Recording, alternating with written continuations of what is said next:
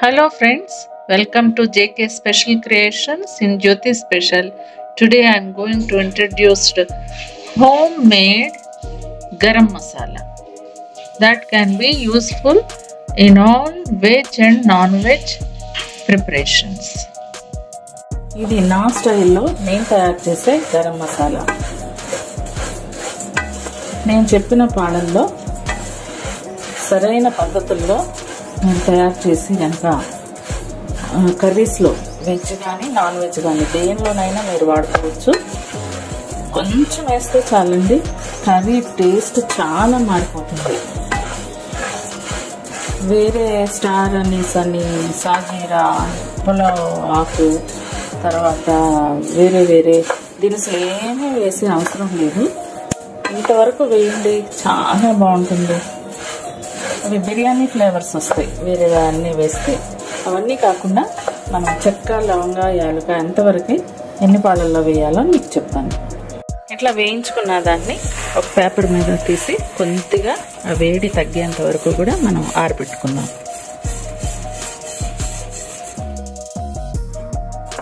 వీటిని మీరు ఒక్కసారిగా అన్నీ వేసి వేయించే కంటే కొంచెం కొంచెంగా వేసి వేయించుకోవడం వల్ల అవి ప్రాపర్గా ఫ్రై అవ్వడమే కాకుండా మంచి కలర్ కూడా వస్తుంది.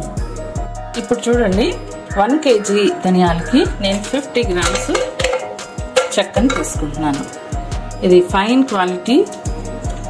సో దీన్ని మనం కొంచెం ముక్కలు ముక్కలుగా చేసి వేసుకుంటే చాలా త్వరగా ఫ్రై అయిపోతాయి. మనం ఎప్పుడో ఒకసారి చేసుకుంటాం కాబట్టి మంచి క్వాలిటీ ఉన్నాయి తీసుకొని మనం చేసుకుంటే మంచిది. ఇవి కూడా మంచి స్మెల్ వస్తుందండి ఫ్రై అయిన వెంటనే. ఆ స్మెల్ని బట్టి మనం దించేసుకోవాలి.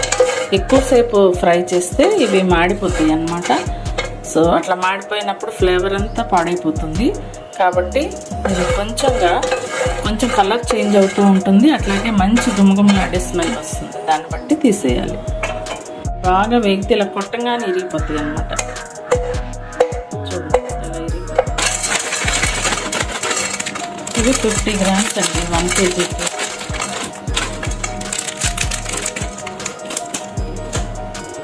మీరు చూడండి, ఇట్లా ఫైన్ క్వాలిటీ ఈ మొగ్గ అనేది చక్కగా ఈ రకంగా ఉన్న లవంగాలను మీరు ఎంచుకొని అవి వేసుకుంటే మంచిది.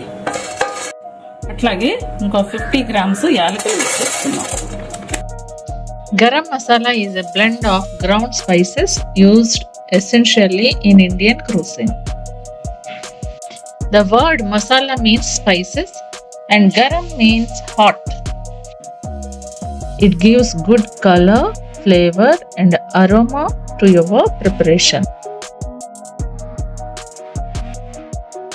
ఇందులో ఇట్లా బాగా వేగిన టైంలో మేము ఇందులో గసగసాలు వేసేద్దాం. గసగసాలు బాగా వేడి చేయాల్సిన అవసరం లేదు, వేయంగానే చిట్పటామంటే. నేను దీనికి 100 grams గసగసాలు వేసుకుంటున్నాను. ఇప్పుడు యాలకులు, లవంగాలు, చెక్క 50 grams తీసుకున్నాను. ఇవి 100 grams. ఎందుకంటే మనకు విడిగా గ్రేవీ కోసం నాన్ వెజ్ కర్రీస్లో కానీ వెజ్లో కానీ గ్రేవీ కోసం ఎక్కువ గసగసాలు వాడుతూ ఉంటాం మనం. అది విడిగా మనం గసగసాలని మనం దంచుకొని వేయాల్సిన అవసరమే లేదు. I blended of flavors like cardamom, cinnamon, cloves, and poppy seeds and coriander seeds. After preparing this garam masala, you can store it into a glass or plastic container. Garam masala powder is ready. It is purely homemade. You can use it for any non-vegetarian and as well as vegetarian curries. If you like this preparation, please do like and share, comment and don't forget to subscribe.